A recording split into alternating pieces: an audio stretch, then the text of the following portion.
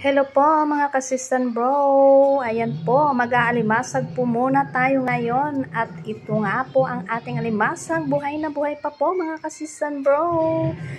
Ayan po, ibang klaseng alimasag po ito, tingnan nyo naman po mga kasistan bro, pero sabi kasi nung nagtitinda, namiss daw yung lasa nito kaya masubukan ko nga. Ayan, 'di ba?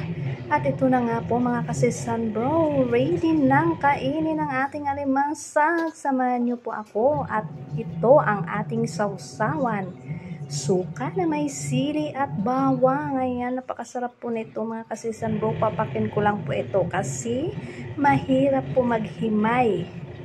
Hindi po tayo nito makakasubo ng kanin kaya papakin lang po. Ito nga po at tingnan natin kung meron bang aligi ang ating alimasag. Ayan, charan. Medyo okay naman po siya mga kasistan bro. Wala nga lang aligi pero okay naman siya. At ito yung isa, mayroon po siyang aligi. Ayan. Yahoo! Swerte ko at mayroong aligi ang ating isang alimasag. Ayan. Ang sarap nito mga kasistan bro.